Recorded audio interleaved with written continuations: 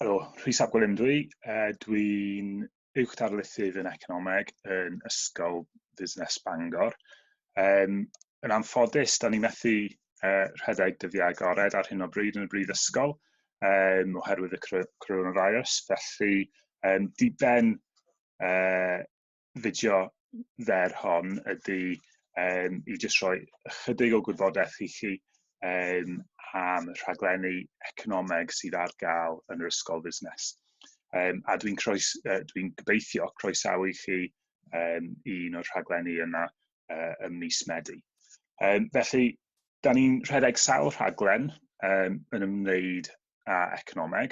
Mae gennym ni 3 rhaglen sy'n cael ei dysgu yn gyfan gwbl tu fewn i'r Ysgol Busnes, sef economeg cyllidol, economeg busnes a economeg a chyfrifeg. A mae hefyd gennym ni sawl rhaglen da ni'n rhedeg ar y cyd efo ysgolion eraill. Felly fedrwch chi astudio economeg efo ieithoedd modern megis Eidaleg, Ffrangeg, Tsieineaidd, Almaeneg neu Sbaeneg. Mae hefyd gennym ni rhaglenni yn y brifysgol lle fedrwch chi astudio economeg efo naill hanes neu gwleidyddiaeth neu polisi cymdeithasol neu cymdeithaseg. Felly mae gennym ni amryw o rhaglenni wahanol lle fedrwch chi wneud cymysg o economeg a pwnc wahanol, neu mae gennym ni'r 2 rhaglen economeg cyllidol ag economeg busnes sydd yn canolbwyntio llawer fwy ar economeg, yr un gyntaf yng nghyd-destun marchnadoedd cyllidol a'r llall yng nghyd-destun y byd busnes. Mae yna craidd i gyd o'r rhaglenni yma mewn economeg, a dwi jyst eisiau rhoi chydig o wybodaeth i chi ynglyn â'r craidd yna, a hefyd rhai o'r opsiynau o gwmpas hynny hefyd, rhai o'r modiwlau opsiynol sydd ar gael yn y maes economeg hefyd.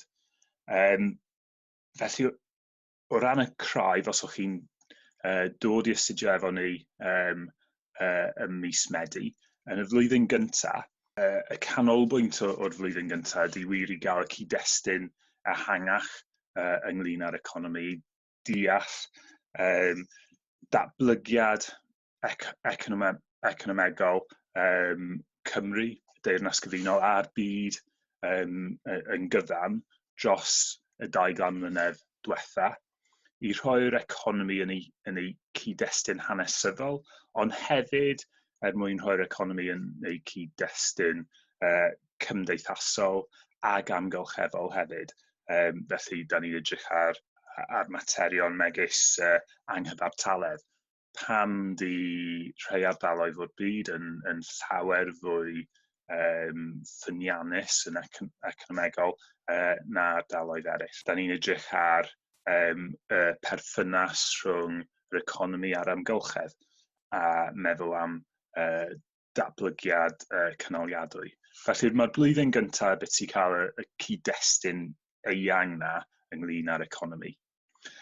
Yn yr ail flwyddyn wedyn, da ni'n bwrw mlaen at canolbwyntio fwy ar magu gallu myfyrwyr i ddefnyddio technegau economegol ac i deall damcaniaethau economegol.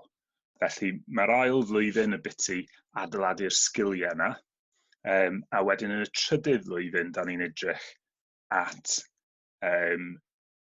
cael modiwlau sydd yn fwy cymhwysol, sydd yn cymryd y sgiliau a'r gwybodaeth na ydych chi wedi dysgu yn yr ail flwyddyn ac i rhoi nhw ar waith mewn trio ystyried problemau yn y byd go iawn.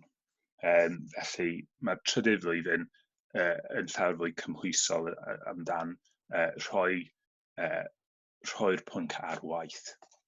Da ni hefyd, tu allan i'r craidd na, tu allan i'r craidd o adeiladu sgiliau, yn enwedig sgiliau dadansodol yna sydd o werth i chi yn eich bywydau a gyrfaoedd yn y dyfodol, yn ogystal â adeiladu'r sgiliau yna trwy'r craidd. Da ni hefyd yn ceisio rhoi cyfle i myfyrwyr i astudio pynciau cyfoes sydd o diddordeb mawr yn y byd heddiw.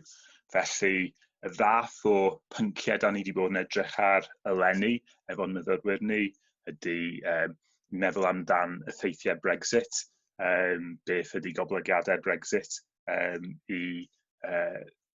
i'r economi yn gyffredinol. Da ni wedi bod yn edrych ar materion o gwmpas gwerthuso economaidd. Felly, mae yna sôn ar hyn o bryd amdan buddsoddiad mewn isadeiddef o gwmpas y Deyrnas Gyfunol, a pam di'r Llywodraeth yn San Steffan wedi penderfynu bwrw mlaen efo HS2 tra bod nhw heb di bod yn buddsoddi yn rheilffyrdd yng Nghymru, enghraifft. A da ni wedi bod yn edrych mewn rhai o'r modiwlau ni ar fel ma gwerthuso prosiectau o'r fath. Mae gyd o'n staff ni yn ymchwilwyr mewn Economeg hefyd, felly da ni'n trio dod ar ymchwil da ni'n gweithio ar yn ddyddiol mewn i'n dysgu ni hefyd. Felly, enghraifft, dwi wedi bod yn gweithio eleni ar adroddiadu Llywodraeth Cymru ar treth gwerth tir, a mae hynny yn un o'r pynciau dwi wedi bod wedyn yn trafod efo myfyrwyr mewn rhai o'n modiwlau economeg ni. Felly, gobeithio mae hwnna'n rhoi bach o blas ar y fath o pynciau a'r strwythur hefyd o'r rhaglenni sydd gennym ni yn Economeg Ysgol Bangor. A fel dwi'n deud, dwi'n edrych mlaen yn fawr iawn a croesawu chi i Fangor os dyna dymunwch chi mis Medi. A os oes gennych chi unrhyw cwestiynau, mae croeso mawr i chi cysylltu efo fi. Fy e-bosti ydy er.a.gwilym@bangor.ac.uk. Please, os oes gennych chi unrhyw cwestiynau, dewch mewn cysylltiad. Hwyl am y tro.